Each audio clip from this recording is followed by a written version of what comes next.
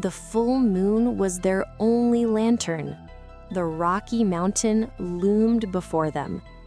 Patxi adjusted his futuristic boots.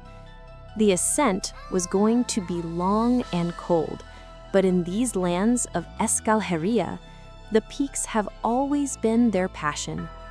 Amaia looked up at the sky, searching for the shape of the mysterious spirit of the wind.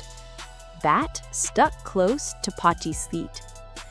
The silence of the night was impressive. Now he was starting to show some uneasiness.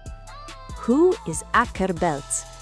The Lord of the Wind and leader of the Aquelarre, the Witches' Sabbath. A fascinating character, less fierce than he is portrayed. Our heroes began to climb up a narrow path full of gravel and stones. Patxi used his artificial intelligence to calculate the safest route. But still the path was full of obstacles they had to overcome. And this time, it would be no different. They had to jump a large gap. Their robotic strength was very useful. Amaia, the younger one, was whistling a traditional Basque song to encourage herself. Suddenly, they felt a very strong gust of wind that almost knocked them over. It had caught them by surprise. It was Akerbeltz's wind, welcoming them to his territory. Undoubtedly, they couldn't be far from their destination. They covered their faces with their scarves, but they were ready to continue the challenge. The higher they climbed, the denser the fog became. It was like a white labyrinth. They had to be very careful not to get lost, or even worse, not to suffer a tragic accident. Bat turned on his LED headlight to help his friends see something. Patxi and Amaia held hands so as not to get lost. Suddenly, they heard a very loud sound of bells, and the fog dissipated. A Mari, a genie from Basque mythology, with a small hat appeared in front of them. Undoubtedly, that was magical. Just a second ago, no one was there. The genie was not bad. He was just a trickster who guarded the mountain paths. The genie told them, "If you are going to look for Akerbeltz, you must know the key. The wind only speaks with those who are humble and are not in a hurry, slowly and with good writing. Despacio y con buena letra," he told them. Patxi, always ready, asked, "Is there any shortcut to climb faster?" The genie laughed, and before disappearing, he tossed them a small bell. "If you have doubts, ring the bell and it will show you where the true path is." The genie vanished into the fog. They had a valuable clue in their hands. The children put the bell away and remembered the advice. Slowly and with humility, they decided to go slower, listening carefully to the sounds of the wind and the mountain. Patxi deactivated his sound system to listen more attentively. Amaia closed her eyes and focused on the wind. It seemed to whisper something. The wind sounded like an ancient voice coming from the rocks. Patxi used his thermal sensor to detect where the wind was strongest. The wind intensified. It was a test from Akerbeltz to measure their patience. Amaia remembered the stories about Mari that her grandparents used to tell her. Suddenly, Bat detected a pattern in the whistling of the wind. The pattern was repeating, 5 times strong, 2 times soft. It was a clue. Patxi deciphered the key. They had to tap a rhythm on the rock for the path to open. An arch of light appeared on the mountain wall. The path was open. The arch of light led them to the summit. They were in a small meadow under the moon. The wind was blowing hard, but it was a wind that was both soft and powerful. In the center of the meadow stood him, Akerbeltz, the black goat.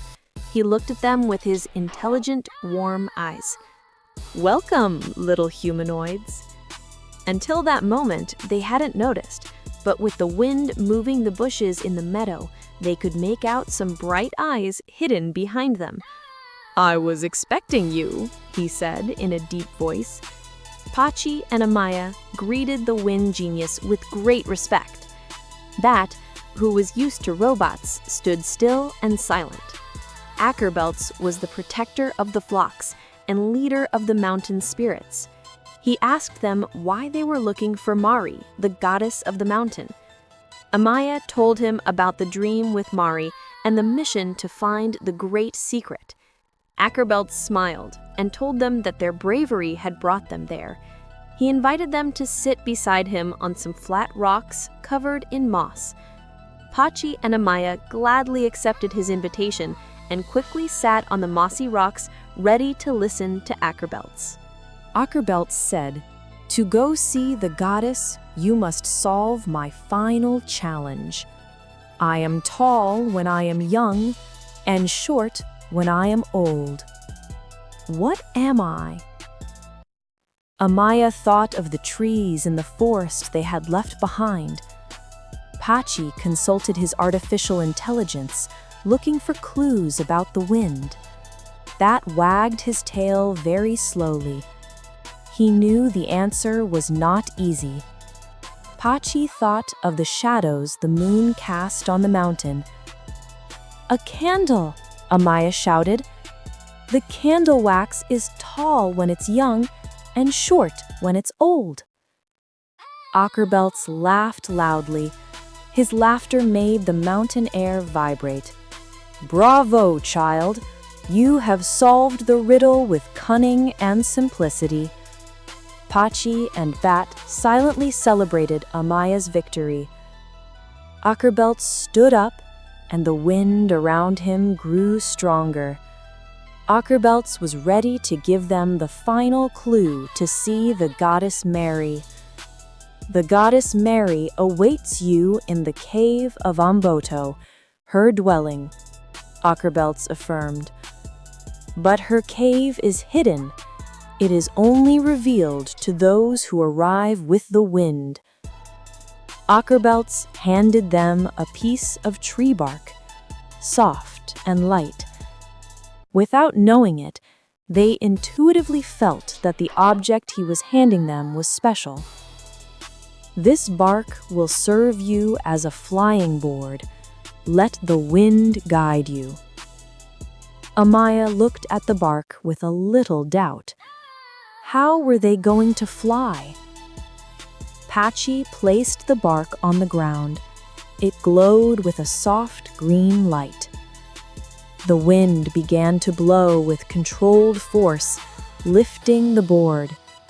It was time to say goodbye to Akerbeltz and undertake the final flight. "Sorcion! Good luck, little humanoids!" shouted Akerbeltz. Patxi and Amaia climbed onto the board.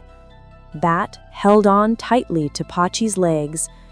The wind blew harder and they flew off the mountaintop. The adventure continued. Now they were flying toward the dwelling of the great goddess Mary. They were flying very high.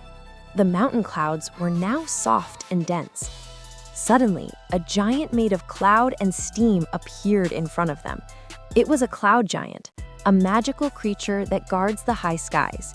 He was a good-natured being with a fluffy appearance, like cotton candy. "No one passes without permission. This is my cloudy territory," the giant roared.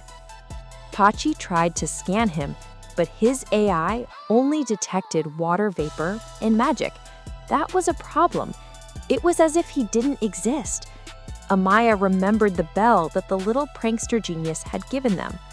She closed her eyes and, using the wind, rang the bell very gently.